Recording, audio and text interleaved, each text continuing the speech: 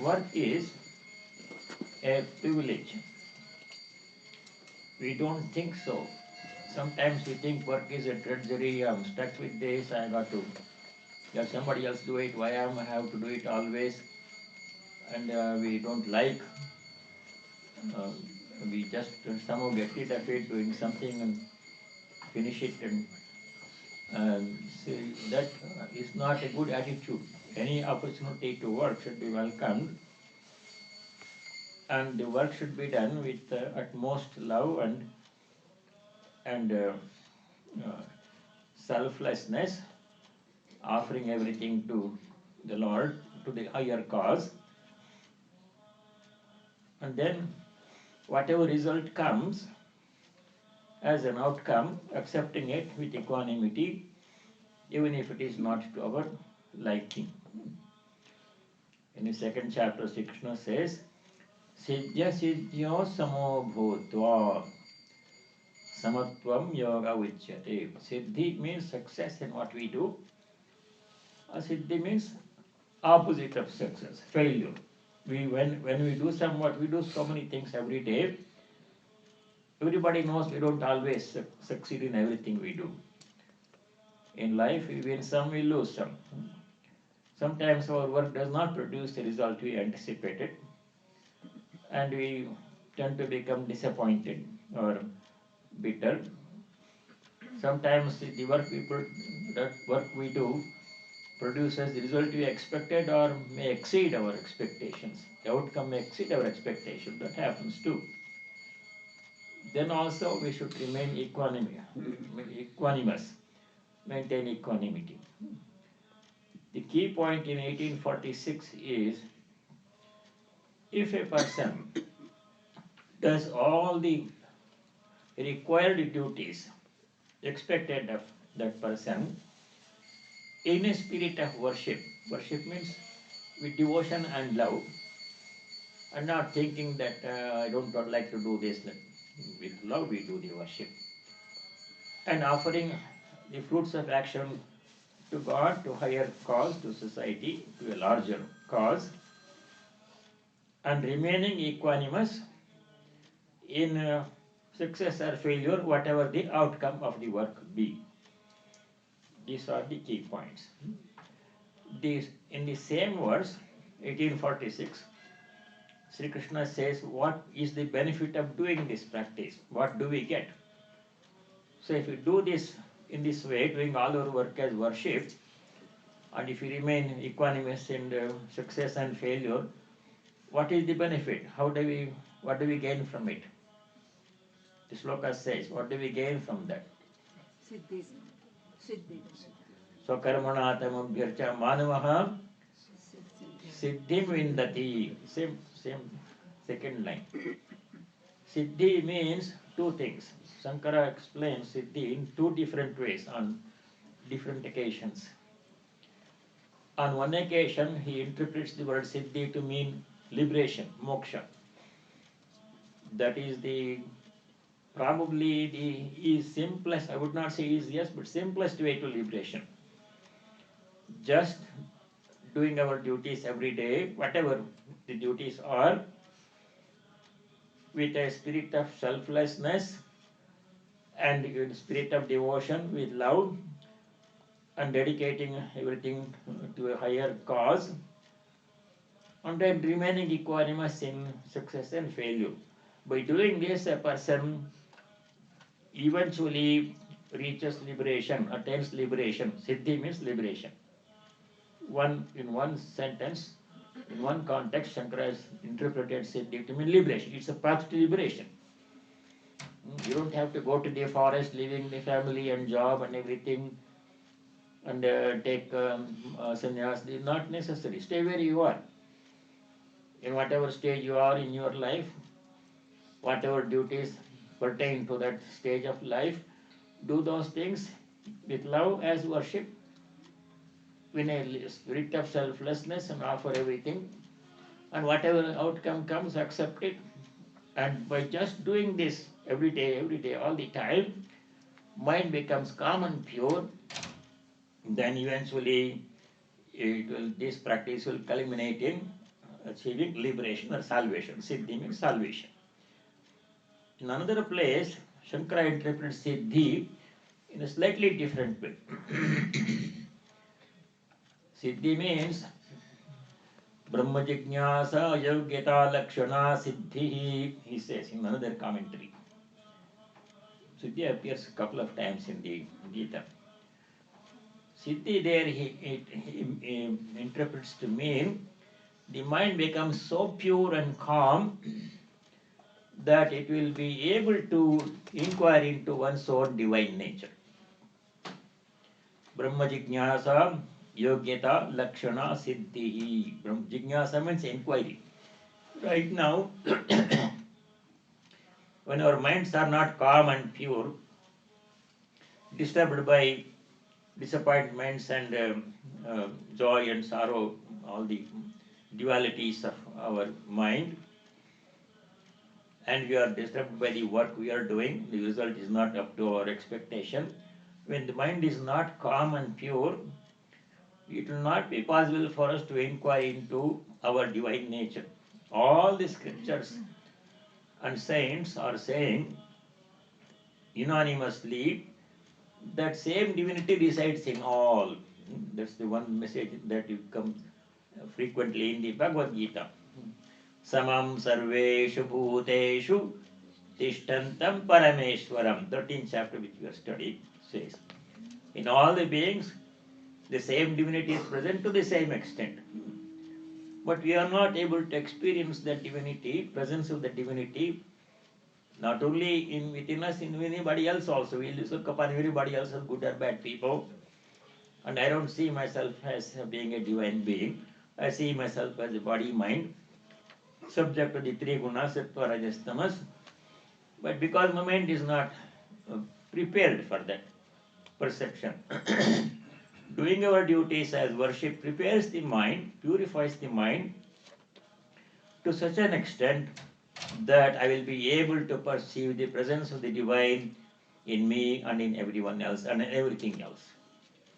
So that preparation will be possible by doing all work as worship. Eventually that leads to liberation also. So that is why this shloka does not require any change in our lifestyle. Whatever duty is relevant at any given time, duty will change with time. What was my duty 10 years ago is not my duty today.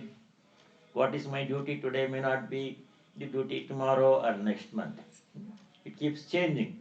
Whatever is my duty at this moment, today in my life, that I have to do is worship, offer it to the divine, and remain calm, whatever is the outcome of the work. That is the gist of this sloka. Chapter 6, verse 5. It emphasizes self-effort. To do this, this path involves doing our duty in a certain way. This has to be done by us. I can't expect somebody else to do my duty.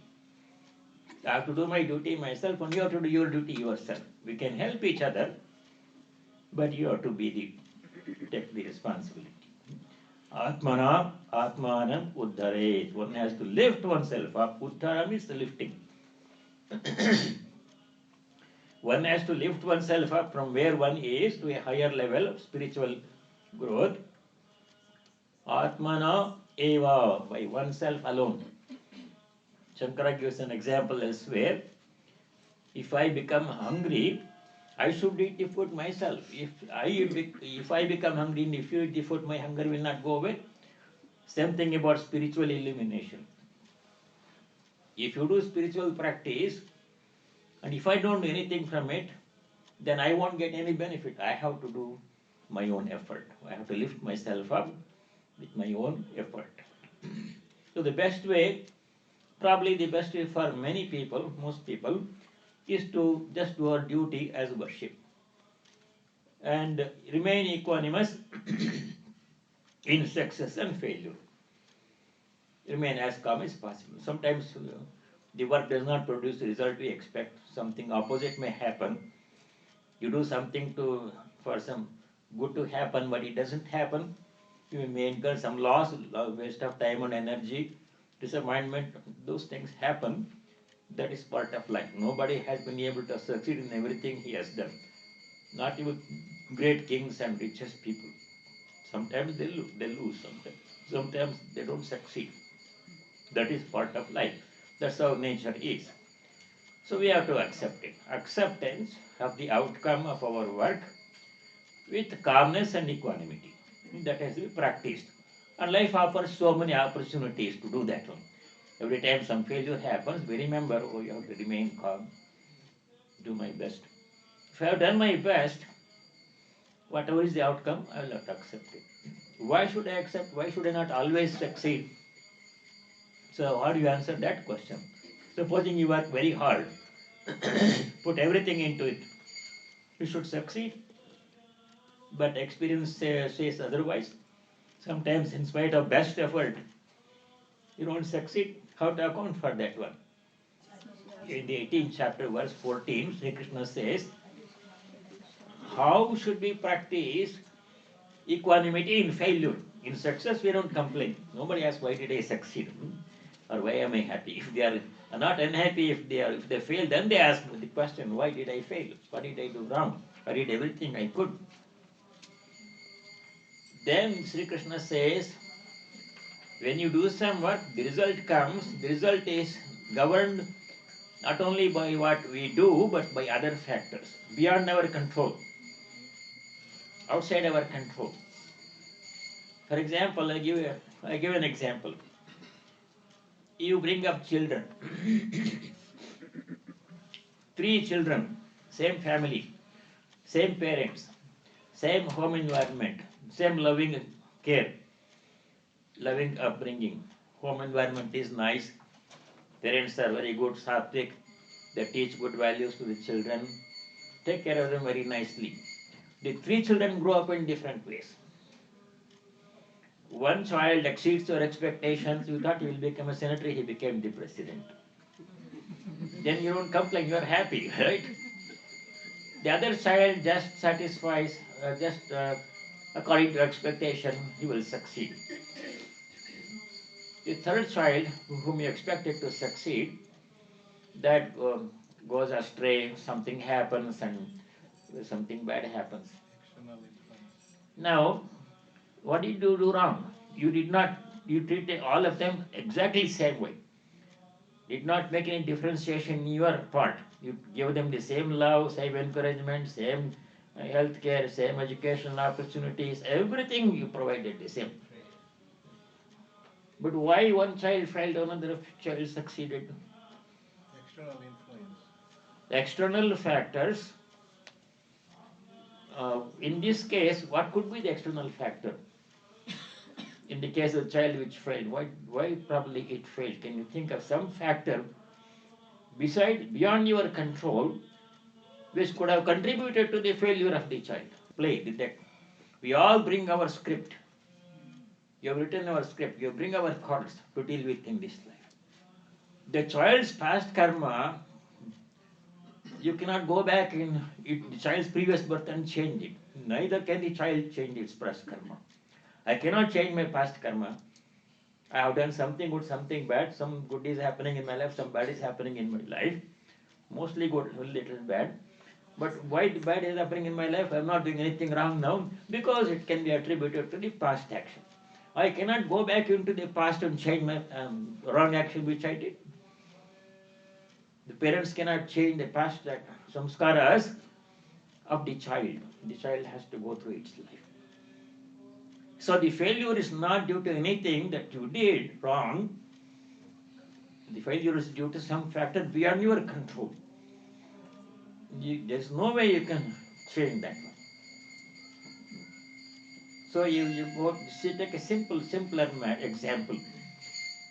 You start from your home to catch a flight in O'Hare Airport, and the travel time from your home in Naperville or someplace to O'Hare Airport is 1 hour under normal conditions. If there is traffic, another half an hour, 1.5 hours. And you want to be there 2 hours before the departure of the flight.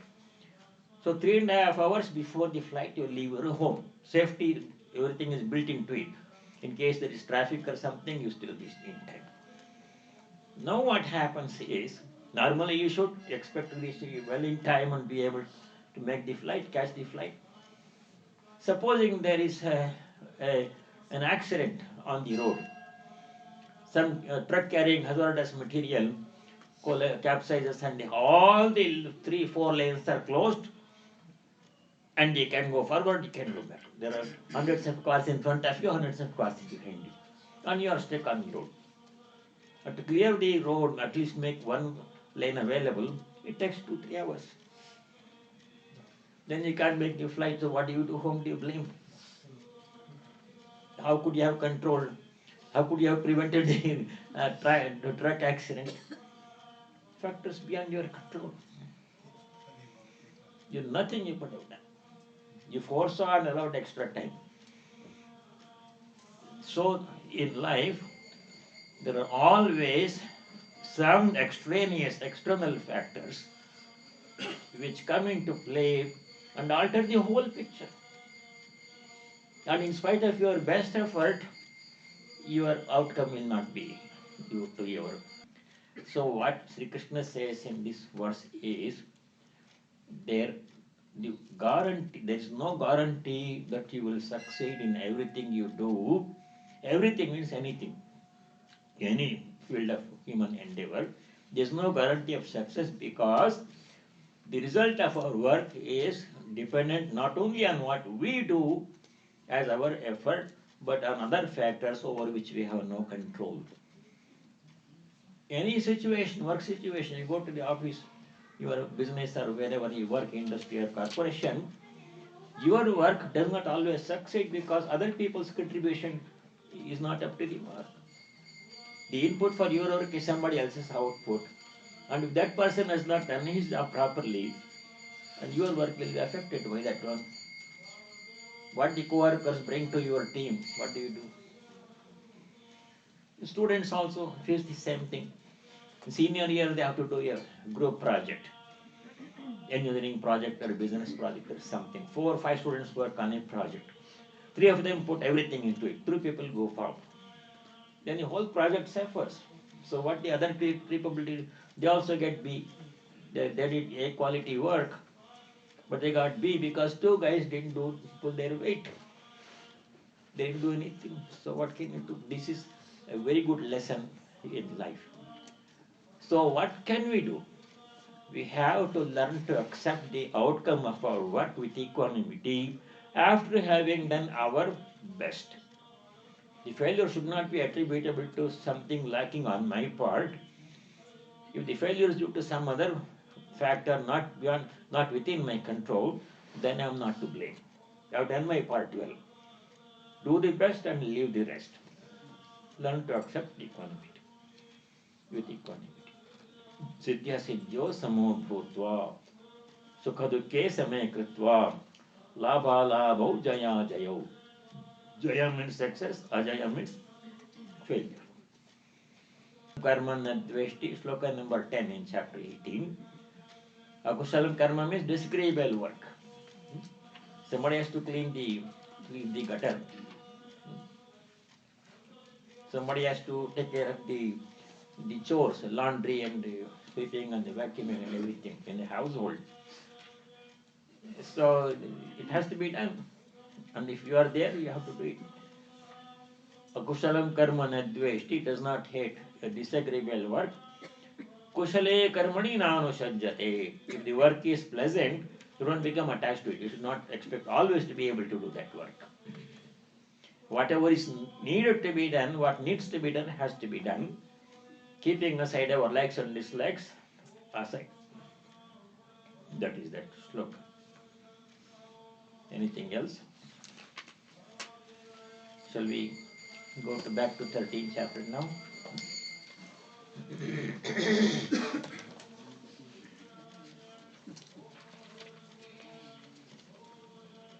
From verse 7 to 11 in the 13th verse, Those 5 verses, 7 to 11, they form a unit.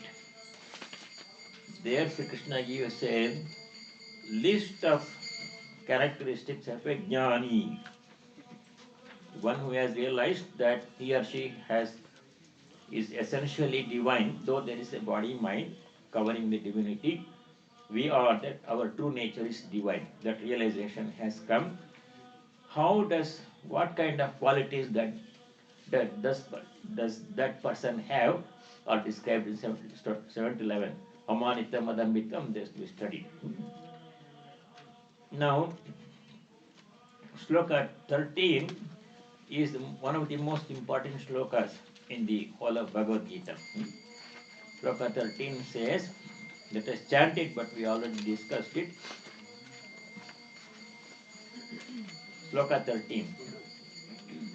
Sarvatah panipadam tat Sarvatah panipadam tat Sarvato kshishiro mukham Sarvato shishiro mukham Sarvatah shrutimaloke Sarvatah shrutimaloke Sarvamavritya tishtati Sarvamavritya tishtati Sarvatah panipadam tat Sarvatah panipadam tat Sarvato kshishiro mukham Sarvato shishiro mukham Sarvatah shrutimaloke Sarvatah shrutimaloke Sarvamavritya tishtati. Sarvamavritya tishtati.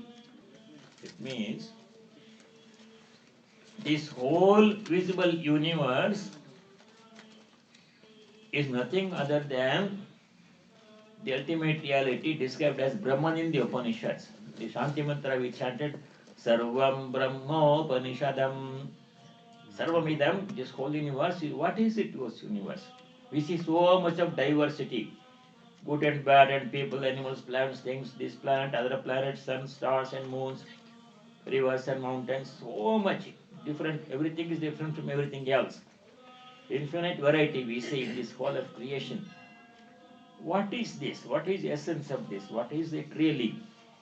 The Upanishads address that question. This is simply the way that ultimate reality, Brahman, which is pure consciousness, appears when seen through the mind and sense organs.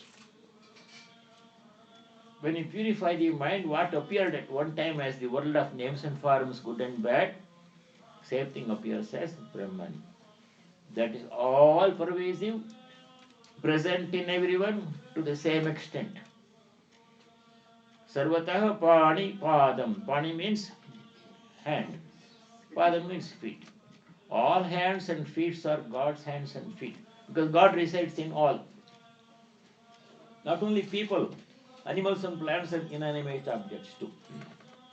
Sarvata pani padam. Sarvata akshi. Akshi means eyes. Shiraha, head. Mukham, face. All heads are God's heads. All faces are God's faces. All feet are God's feet. All ears, Sradho Sutimat Loke. All ears are God's ears.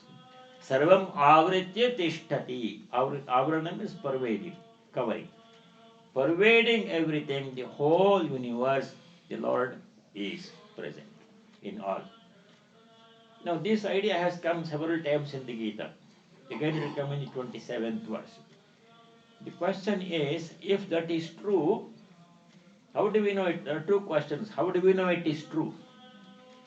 Second question is, if it is true, what does it mean? What way does it affect me? Two questions we have to answer.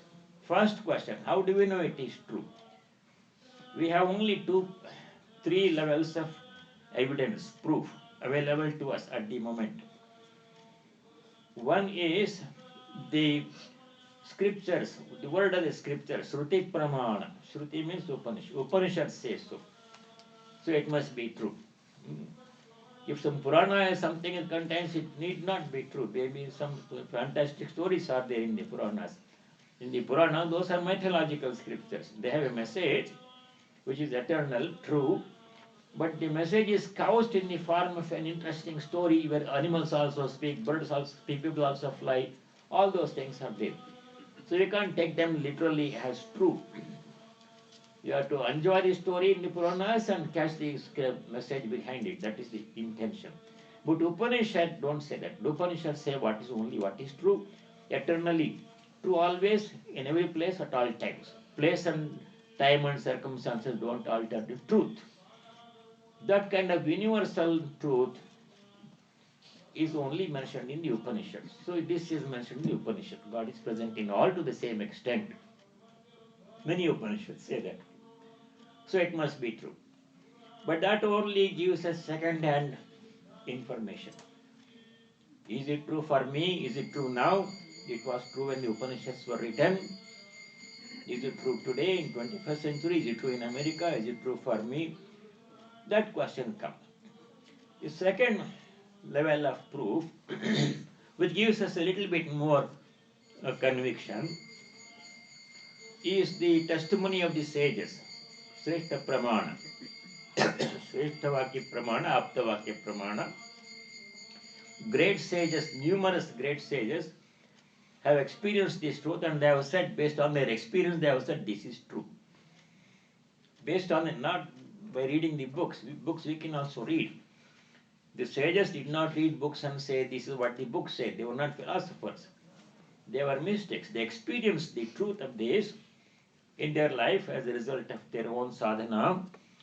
And based on their experience, they came and said, this is true, we have seen. So, Upanishad says that. And biographies of sages say that one. Sri Ramakrishna said, I have seen God, you too can see that one. Based on experience, he didn't say it as a philosopher would say, reading some books. He said based upon his experience. So like other sages, numerous other sages. Upanishad says, Vedahametam Purusham Mahantam Aditya Varnam Tamasah Parastat Tameva Viditva Timrityumeti Nanya Pantha Vidyate Ayanaya. Like this famous sentence. The Shvetashvatara Upanishad. Swami Vivekananda quoted this sentence once. It says, the Rishi says, Etam Mahantam Purusham Aham Veda. I have known this great being, Purushottama, Paramatman. Aham Veda, I have known. Etam Mahantam Purusham, this great being, supreme being, reality. Aditya Varnam, effulgent like the sun. Tamasah Parastat, beyond the domain of darkness and ignorance. By knowing that only, Tameva Viditva, by knowing that ultimate reality only, Adimrityumeti, one transcends death and achieves immortality. So like this in many places in the scriptures, and recently other saints also have experienced the truth that God is present in all,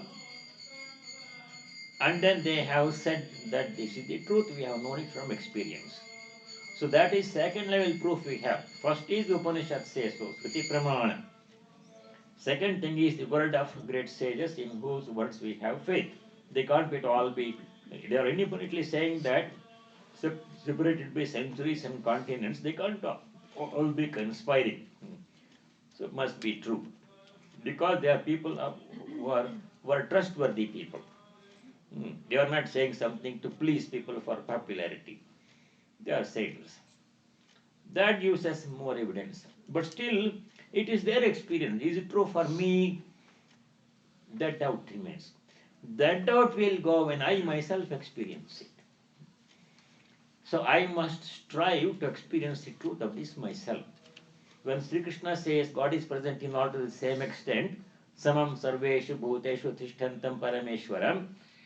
Now I believe that partly because it is in the Gita. Gita is our holy scripture. There's something wrong, will not be printed there. Partly because other sages have experienced it. Sri Ramakrishna has said that I have seen God. God is present in all. Even in the prostitute, even in the dog, even in the inanimate object. He has seen that one on a daily basis. He could not be telling a lie. That gives me more conviction. But it provides only a basis for my own sadhana. I must eventually, last level of proof, after which there is no doubt remains, is my own experience. If I experience it, then all doubts will disappear. So I should not stop by listening to what other people have said, reading in the scriptures. I should use it as a starting hypothesis, to formulate a starting hypothesis to make my own sadhana and eventually get my own experience. Then there is no doubt. Now, that is a long-term project. When do I see God in everyone? I don't know. It may happen in this life, it may happen in next life. I don't know when it happens. It's a long-term project. In the meantime, what do I do?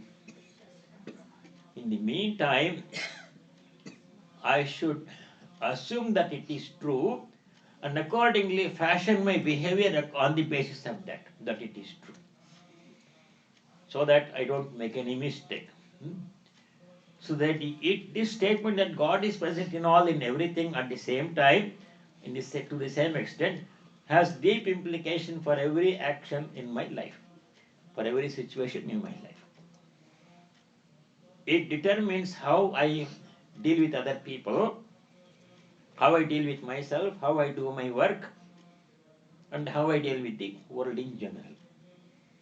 This awareness of the presence of God has deep influence on every aspect of my life, from the simplest to the most complicated.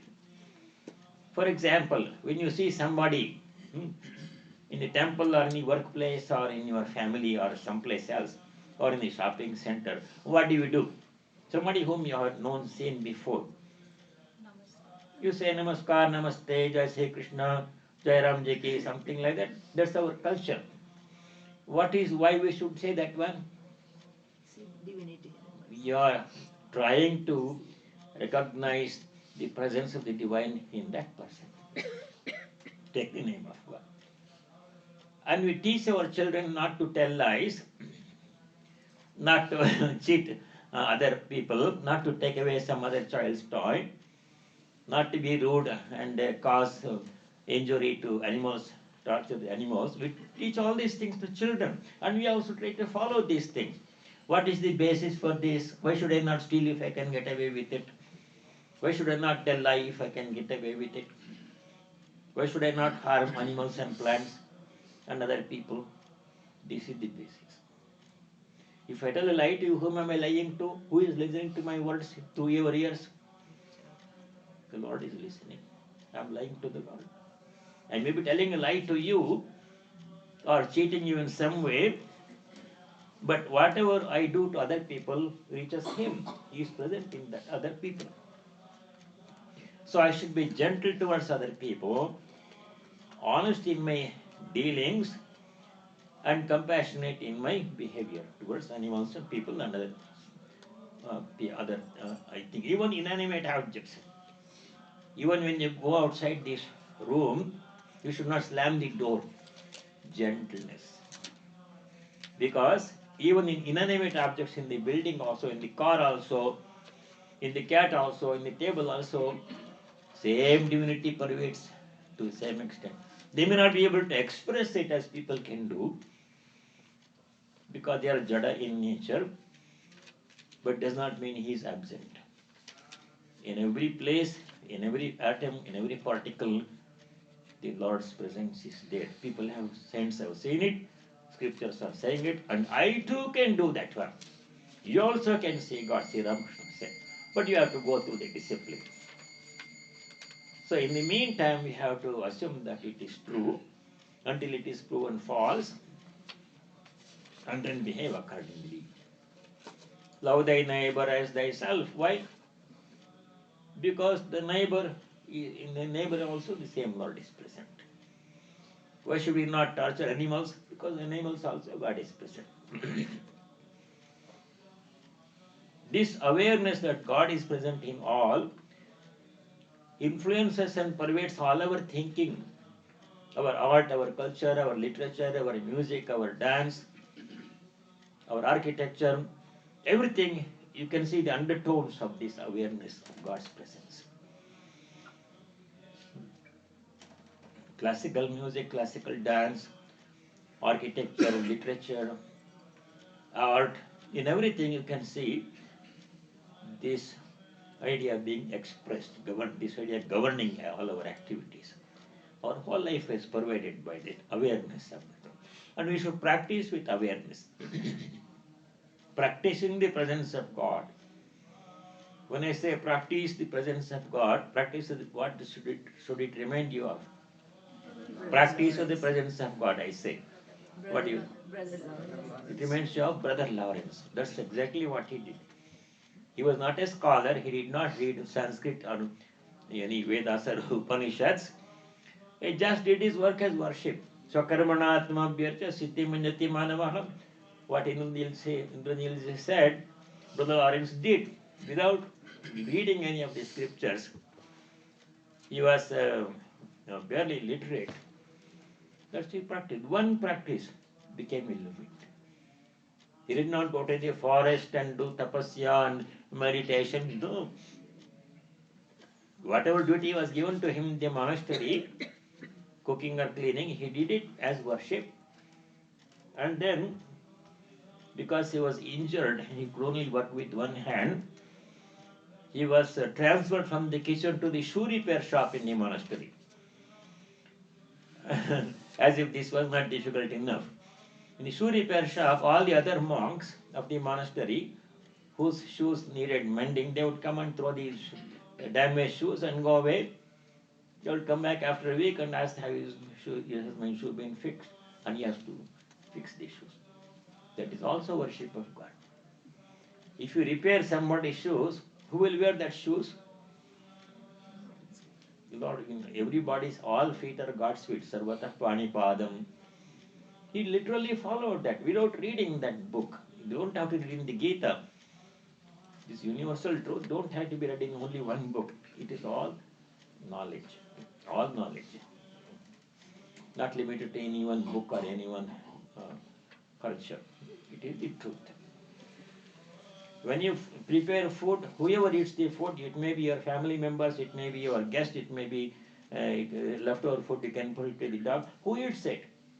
The Lord eats it. Aham Vaishwanaro Bhutva Praninam Deham Ashritaha. So when you feed an animal, or a dog, or a cat, or a guest, whoever comes, or a family member, keep in mind that he is receiving the food. So with that idea of love and reverence, all work has to be done. That will purify our mind, make our mind pure enough and strong enough to see the presence of God in all. That's how all our work done as worship leads us to the awareness of God, perception of God in all the beings. Simplest method of all the yogas. For this, you don't have to stop what you are doing, don't have to change your lifestyle or dress or job, don't have to go to the forest. Stay where you are, do your work as worship. Your work is done. Okay, now the description of the Kshetrajna.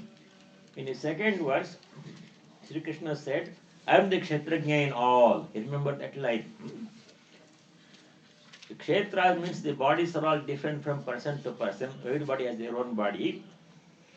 But everybody is Kshetrajna, present in all, is the same one, singular.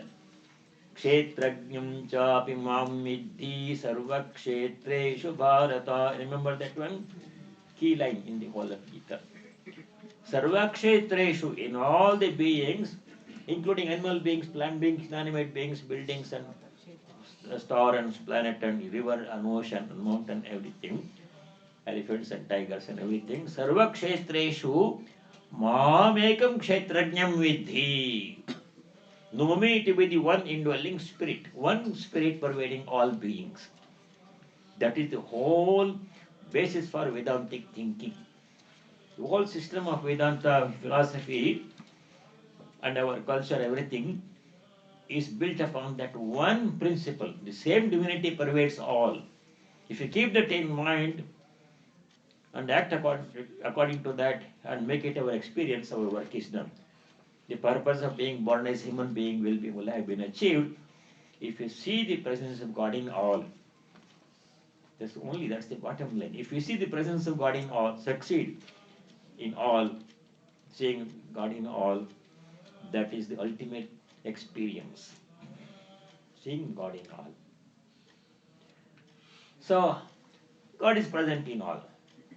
And then how do we know or how do we recognize the presence of God in others? Other than the basis of what the scriptures are saying. So here in the 14th one, let us do 14, 15, 16.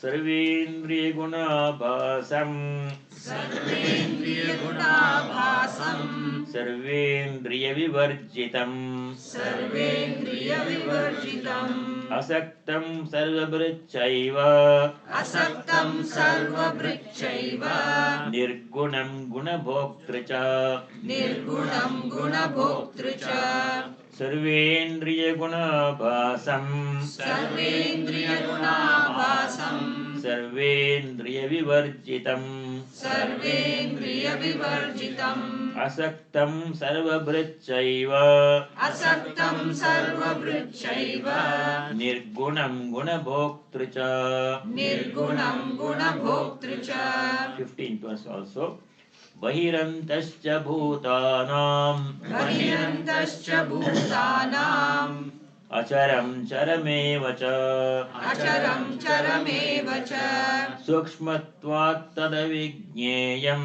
Sukshmatvat tadavijñeyam Durastham chantike chatat Durastham chantike tatat Bahirantascha bhutanam Bahirantascha bhutanam Acharam charameva cha Acharam charameva cha Sukshmatvat tadavijñeyam Sukshmatvat tadavijñeyam Durastham chantike chatat Durastham chantike chatat. These are the attributes of the Kshetrajna. The Kshetrajna in all is being described. Kshetra was described earlier. There is no need to describe Kshetra. Kshetra means physical body. To describe physical body, there are other branches of science, medical science, all those things, anatomy. They describe the physical body, psychology, mind, everything. But what is the nature of this Sarva Kshetrajna? Kshetra is the physical body. That we don't have to learn from Bhagavad Gita. We turn to other books. But if I want to know what is Kshetrajna, the same Kshetrajna present in all, Sarva Kshetreshu Mamekam Kshetrajnam Vidhi, what is it in the Kshetrajna's nature? What does it do? How does it look? What is the nature of the Kshetrajna? Kshetrajna means the presence of God within us all. Atman within us all. What does it do? How does it behave? These are the attributes, list of attributes. Starting from 14 onwards. Sarvendriya gunabhasam. Apparently possessing all sense organs. In the previous shloka it says Sarvatah Pani Padam Tat, all hands are God's hands, all feet are God's feet, all eyes are God's eyes. All ears are God's ears. He is hearing through all the ears. He is seeing through all the eyes. Like that one. So the God is endowed with all the sense organs. Sarvendriya gunabhasam. At the same time, Sarvendriya vivarjitam. He doesn't have any sense organs. As Paramatman, he has no sense organs. As Jivatman, he has the body, mind, sense organs, eyes and hands and feet. But he is present everywhere. Everywhere he is present. You cannot find a place where he is not present. Some time back, I told you a story. So if you look around, you see nobody is there, we can cross the street in red light. You see? Nobody is watching, so what does it matter? No car is coming. But if the policeman is watching there, then you wait for the green light. So now, whether a policeman is there or not, if it's something wrong or something good, God is watching always. Because He is present in the air, in the sun, in the moon, in the star, in the earth, in the tree. So we ignore his presence in everything. We look for God as a person or as a being or something. But his presence in all of nature is ignored. To illustrate, I told a story of that Kanakadasa. So when we should apply this to our life. Whether somebody is watching or not, we should behave as if God is watching, and He is watching. Sarvendri vivarjitam, sarvendri gunapasam, asaktam, unattached. We become attached to every small thing.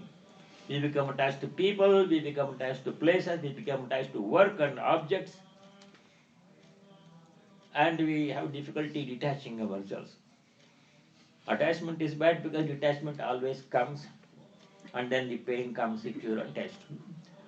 So use them and treat them very nicely as long as they are with you. And when the separation comes, ready for it. Everything will be separated, including our bodies. Body also will go away one day. I am so much attached to my body that I don't want it to go. I want it to be with me forever. That's not going to happen. Everything will be separated sooner or later. So detachment. Sarvabhrat, supporter of all, sustainer of all. All things happen by the power of God only. I am able to speak because power of God is present to some extent in me. I am able to hear, though not as well as I used to 20 years ago, with power of God. I am able to see, I am able to eat, I am able to walk, I am able to do a few things. What is the source of all this power that enables me and other people to do these things? They all one source of power. What makes the sun shine? The moon reflects sun's light, rivers flow, crops grow, animals live. What is the power behind all these things? There is one common source of power, and that is He.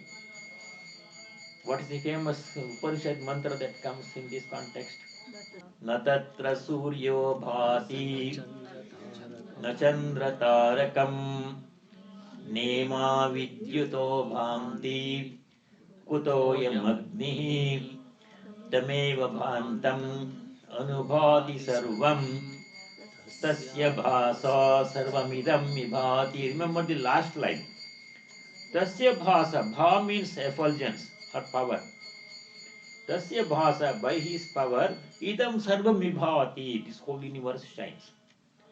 Everything in this universe seems to enjoy a degree of apparent autonomy only because the power of God is there within that. Just like electricity. Supposing there is in a house, so many appliances are there. There is the cooking, electric cooking range, the lights are throwing light, producing light, radio, TV, ironing board, coffee maker, hair curler, toaster, everything is there. Washing machine, drying machine, dishwasher, everything is there. They all there do their duties, do their functions. Why? What is the source of power behind them? One source of power behind them? Electricity. If that electricity is not there, the hardware is intact, but toaster does not make toast, and coffee maker does not make coffee, and dishwasher does not wash dishes. So we are all different appliances. All the sense organs are appliances. Eyes can see because of God's power. Ears can hear because of God's power. Mouth can speak because of God's power. Stomach can digest because of God's power. Feet can walk because of God's power. Likewise for every being. Trees can grow and produce fruit because of God's power. Dog barks because of God's power. Animals live because of God's power. Rain happens because of God's power. Sun shines because of God's power. Everything. Tasya bhasa idam sarvam vibhavati. So that is the truth. Sarvabhrit means, second line, supporter of all, sustainer of all, makes everything possible. All the beings. Chara, sachara, charam, charam, acharam, cham. Living or non-being. Nirgunam, free from the three gunas, sattva, rajas and tamas. Guna bhoktricha, beyond all and experiencing the gunas. Through the bodies, experiences the gunas. But himself is free from the three gunas, no sattva, rajas, no tamas. But all bodies which occupies, they have sattva, rajas and tamas. Whatever you take, animals, plants and trees and rivers and everything, sattva, rajas and tamas. But he himself remains free from qualities. Okay, let's go to for the 15th verse. Bahirantasya bhutanam charam charameva acharam charameva cham. Outside the beings he is present. Bahihi bhutanam bahihi bhutanam antascha. Inside all beings he is present. That means all pervasive. Just like being in an ocean, there is water inside, there is water outside. Everywhere there is. He is present everywhere. There is no inside outside for God. Inside outside only for containers, for bodies and things like that. But for God, all pervasive God, where is the inside, what is outside? There is no one. Supposing so we say east, west, north, south, in relation to earth only. Supposing you go to outer space, where is east, where is west? Where is up, where is down? There is no up or down in outer space.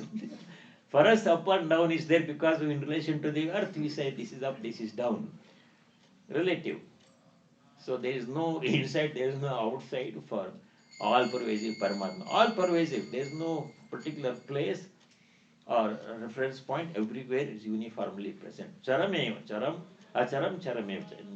Moving and unmoving things. Sukshmatvat tadavijneyam. Because of its extreme subtlety, subtle nature, it is not seen through the sense organs. Avijneyam. Vijneyam means seen, perceived through the sense organs.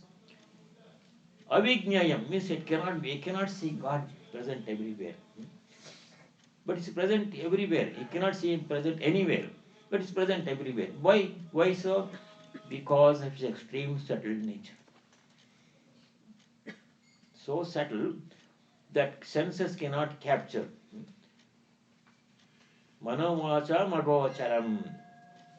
Speech cannot capture.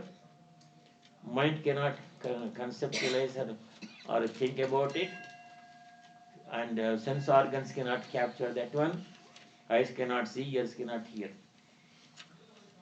So that is the subtle, extremely subtle nature. Durastam cha antike cha tat. It is far and it is near. It is near because it is within our own self. It is our true nature. It is nearer. Nothing can be nearer than God to us. At the same time, it remains far because we cannot understand. Far from the mind. Mind is unable to grasp it. Yato vacho nivartante aprapya manasa saha avanandam brahmano vidwan nabibeti kutascha neti. Like this Upanishad says. Speech and mind, walk and manaha, they wanted to capture God. This speech wanted to describe God is like this, God is like this, God is like this. Mind wanted to think, oh, God is like this, visualize God. Neither of them could do. They returned in their attempt, failed in their attempt to capture. Speech cannot describe it, mind cannot think about it. It is too subtle because sukshmatvat, it is very, very subtle. I give an example of why mind cannot perceive, eyes cannot see God. Supposing you have this book, and this book is about 8 inches high. How do you measure this book? You take a foot rule. I ask him what is the height of the book, bottom to top. You take a foot rule and keep it here from 1 to 8. So you say 8 inches high. It's measurable. Supposing you have an object which is 1 centimeter long. You can take a foot rule which has centimeter divided into millimeters, 10 millimeters, 1 centimeter, you can say it is 0.9 centimeters, 9 millimeters wide. Supposing you take the very small head of a pin, and your foot rule, which is smallest distance it can measure is 1 millimeter, that is smaller than it, you cannot measure. Supposing you take a very fine point with a foot rule, you can't measure. Foot rule is too coarse, and the smallest distance you can measure is only 1 millimeter. Anything less than 1 millimeter it cannot measure because too sukshma, too subtle. So our minds are like that. Our minds are very highly capable instruments. But when it comes to ultimate reality, the mind is too coarse, cannot grasp. Words cannot explain God. Words cannot explain our experiences. How can you explain in words the taste of mango? The old example comes so many times. What words can you use? The mango like taste like mango. How do you know then? How will you know? You have to eat it. Anubhaveka vedyam. You have to eat mango, then know the taste. You can't expect somebody to describe to you the taste of mango. So words cannot explain.